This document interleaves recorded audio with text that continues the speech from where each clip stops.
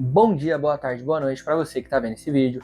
E no vídeo de hoje eu vou trazer um conteúdo bem interessante para vocês sobre marketing. Hoje vamos falar um pouco sobre miopia de marketing, um artigo científico publicado em 1960 por Theodore Levitt, que é um dos maiores estudiosos de marketing do mundo. Ele é da classe Tier S, ali junto com Kotler e alguns outros estudiosos. E nessa época de 1960, ele trouxe esse artigo que acaba perdurando os conteúdos até os dias de hoje, que empresas que seguem esses entendimentos, empresas que entendem o que está escrito nesse artigo de mais ou menos 20 páginas, conseguem performar as suas empresas muito melhor e conseguem gerar muito mais resultado a longo prazo. Para vocês entenderem de uma forma mais didática o que é a miopia de marketing, Theodore Levitt explana uma situação onde a maioria das empresas elas acabam tendo uma visão muito micro dos seus próprios empreendimentos, sobre seus clientes, sobre seus produtos, e acabam dando margem para os seus concorrentes crescerem em cima desse erro deles. Então a empresa acaba tendo uma miopia referente ao marketing da própria instituição, da própria empresa deles. E quando a gente fala em miopia de marketing, em algo que as empresas não olham, elas olham apenas no micro, existem alguns cenários que a gente pode citar. Mas hoje eu vou citar 2 cenários para exemplificar o que é exatamente uma miopia de marketing, para vocês conseguirem entender. A primeira situação é a situação da miopia voltada para o cliente. Ou seja, a empresa ela não consegue ter uma visão macro do que realmente o cliente dela quer dos produtos que ela entrega ou serviços que ela entrega. Então você visualiza muitas empresas vendendo produtos que já estão consolidados e tentando fazer mudanças ou melhorias no produto ou criando novos produtos para tentar fazer com que esses clientes comprem esses produtos. E muitas vezes os criadores desses produtos, as empresas, o pessoal que desenvolve, acaba tendo uma visão errada sobre o cliente. Eles acham que tudo o que eles fizerem, o cliente deve comprar ou que o cliente vai comprar. E na maioria das vezes isso não acontece, porque eles falham em entender o que realmente o cliente quer, o que realmente o cliente está comprando daquela marca. Então veja, por exemplo, uma situação clássica. A Apple. Você vê hoje a Apple sendo uma marca gigantesca no mercado e dificilmente você vê um produto dela tendo uma mudança muito drástica no visual, no design dos aparelhos. Normalmente a Apple foca muito mais em funcionalidade de aplicativos, funcionalidade de sistema num geral, do que realmente estética. Isso quer dizer que eles são uma marca defasada porque eles não evoluem em estética? Não. Quer dizer que eles entendem que o cliente está comprando um iPhone também por status. Então, quando você visualiza um iPhone, na hora você já sabe o que é, porque ele tem o design de anos e anos já consolidado. Então, para que a marca vai mudar esse design se ele está funcionando, se é o que o cliente quer? Muitas vezes as marcas tentam fazer mudanças, tentam fazer novas criações, enfiar a goela abaixo daquele cliente e muitas vezes isso não funciona. Eles acabam não comprando e aí os resultados da empresa caem. Então, a empresa tem que ter uma visão macro referente às necessidades do cliente dela, o que ela precisa, o que ela tem que fazer para vender para aquele cliente ideal dela e aí realmente gerar resultado. A empresa não tem que fazer produto, produzir produto pensando nos desejos dela, ela tem que pensar nos desejos do cliente. E aí, seguindo essa linha de raciocínio da Apple, a gente pode falar de uma segunda miopia, que é o entendimento, na verdade a falta do entendimento do que a empresa realmente entrega. Porque muitas vezes as empresas elas entregam serviços e produtos, mas os clientes eles não estão comprando aquele produto, aquele serviço pelo produto ou serviço. Eles estão comprando pelo sentimento, eles estão comprando pelo o que aquilo entrega a eles. Então, um exemplo, de novo voltando para a Apple, as pessoas hoje elas não compram um Apple, um Samsung, um celular topo de linha só para fazer ligação. Se eles quiserem. E partindo dessa linha de raciocínio dos celulares, da Apple e tudo mais, eu gostaria de falar do segundo cenário, que é a falta de entendimento das empresas referente a o que a empresa realmente entrega para o cliente, o que o cliente está buscando comprando aquele produto. Então, você visualiza hoje várias marcas gigantescas que elas focam o marketing dela em vender experiência, em vender sentimento e não apenas produto, porque é isso o que os clientes compram. Eles compram sentimento, eles compram status, eles compram outras coisas intangíveis e não apenas o produto. Se eu quisesse comprar apenas um celular para fazer ligações, um Nokia tijolão servia. Mas a Apple existe até hoje, vendendo produtos, vendendo celulares que entregam muito mais do que apenas ligações. E aí a pessoa vai e compra um celular topo de linha, falando dos resultados, do desempenho do aparelho, e muitas vezes ela realmente só usa telefone, WhatsApp e YouTube às vezes, mas ela está comprando status. Ela quer ter um Apple no bolso para mostrar para os outros que ela tem um Apple no bolso. Então ela não está comprando só o celular, ela está comprando o celular com status, com o nome da Apple. Então tudo isso é o que a empresa entrega para o cliente e a maioria das empresas não conseguem entender. Se eu trazer para o ramo do marketing, por exemplo, do tráfego pago, que é a minha área, eu não vendo leads para os meus clientes, eu vendo resultado e faturamento. Eu não vendo tráfego pago, eu não vendo anúncios online, eu vendo agendas lotadas todos os meses para os meus clientes. Então, quando eu vou fazer negociação, eu não falo, eu vou fazer um anúncio X ou um anúncio Y. Não, eu falo que com os resultados que eu vou entregar para ele, ele vai ter a agenda dele todos os dias com X número de clientes. No final do mês ele vai conseguir faturar X vezes mais por conta do meu trabalho. Então, pensando em tudo isso, você não pode ter uma visão micro sobre o que você entrega. Você precisa visualizar de todos os ângulos possíveis para você entender o que realmente o teu produto entrega para aquele cliente.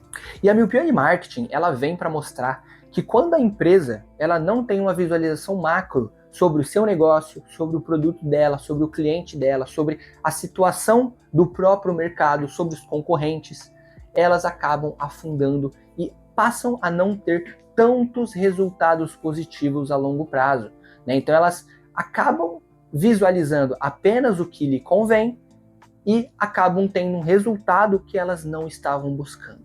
Então, miopia de marketing serve para mostrar a cegueira das empresas. E Theodore Levitt, ele fala algumas coisas que as empresas fazem, algumas situações que elas cometem, que levam elas para esse caminho da cegueira do marketing. A primeira atitude de empresas que têm uma miopia de marketing dentro da tua estrutura é acreditar que elas vão conseguir vender os seus produtos infinitamente até o futuro. E isso é mentira, porque mesmo que a população continue crescendo, em algum dado momento, aquele cliente ideal que eles estão buscando pode acabar. Lógico, depende muito de quanto ela vai investir no marketing. Mas se a gente pega grandes empresas, provavelmente eles não conseguem vender tantas coisas para público frio. Eles entendem que eles precisam criar um relacionamento com seus clientes, criar produtos novos que façam sentido para esses clientes. Lembra que eu falei não fazer produtos que eles acreditam que sejam bons, mas fazer produtos para os clientes que já compram deles, para eles continuarem tendo escala de vendas, mesmo que eles não consigam atingir novos públicos a longo prazo. Então, acreditar que a expansão do seu produto vai ser infinita e que sempre vai ter gente nova comprando o seu produto é uma miopia muito grande. A segunda atitude é empresas que acreditam que o produto delas nunca será substituído, que o produto delas nunca será desbancado, né? E eu vou falar que isso é uma das maiores burrices que as empresas podem pensar, porque a história mostra que diversos ramos, diversos produtos, diversos nichos que pareciam nunca mudar, pareciam que nunca teriam um substituto, acabaram caindo. E aí aqui eu posso trazer um exemplo muito legal, que é o exemplo do McDonald's.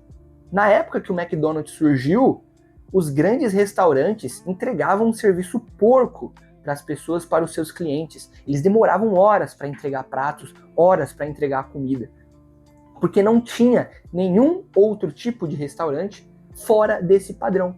Então eles seguiam o que o mercado fazia, sem excelência nenhuma, e acreditavam que nunca ia aparecer algo para substituir, porque afinal de contas é comida, o que eles podem mudar em comida? E aí os irmãos McDonald's vieram, criaram a linha de montagem dentro de uma cozinha e começaram a entregar hambúrgueres em menos de 1 minuto. E aí isso mudou totalmente o mercado E muitos restaurantes daquela época foram fechados pela invenção do fast food. E muitos outros tiveram que se reinventar, tiveram que mudar a forma que eles entregavam o produto deles para os seus clientes, para eles não perderem clientela. Lógico que o fast food não é a mesma coisa que uma comida comum, né? Um prato de comida. São nichos diferentes. Porém, na época, muitos restaurantes acreditavam que nada poderia substituí-los. E hoje, se você chega numa praça de alimentação, existem mais fast foods do que restaurantes comuns. Então, essa miopia, essa cegueira em acreditar que eles nunca vão ser desbancados, é uma das maiores burrices que as empresas podem cometer nos dias de hoje. A terceira atitude são aquelas empresas que têm a síndrome da produção, né? Ou seja, elas querem a todo custo reduzir o custo dos seus produtos, aumentar a produção e mesmo que o produto venha com uma qualidade inferior, tentar vender para os seus clientes. Eles acreditam que por os clientes serem clientes fiéis da empresa, eles vão aceitar qualquer tipo de produto, qualquer tipo de coisa. E aí eles acabam tentando baratear o máximo possível para lucrar o máximo possível em cima disso e acabam quebrando a cara. E isso acontece muito mais do que parece, né? As pessoas pararem de comprar produtos porque em algum dado momento a empresa passou a não entregar a excelência, a entregar a qualidade que eles prometiam. Então muitas vezes você compra um produto que tem um valor que é ok para você, é um valor que é acessível a você, a qualidade também faz sentido com esse valor que você paga, e aí em um dado momento você vai comprar esse produto e aí a qualidade está inferior, mas está pelo mesmo valor. Aí você fala, pô, não vou mais comprar, vou comprar da concorrente que me entrega um custo-benefício melhor. Lógico que isso vai variar de nicho para nicho, de produto para produto, mas a verdade é que empresas que visualizam os seus clientes e o seu mercado dessa forma, normalmente acabam quebrando a cara, porque clientes, mesmo que fiéis, eles não são idiotas. Então, mesmo que as empresas achem que os clientes são idiotas, eles não são. E aí, quando a empresa consegue entender muito bem qual é o cliente dela, ela passa a produzir o produto dela com coerência com esse cliente. Então ela não precisa baratear o produto dela para ela ter lucro.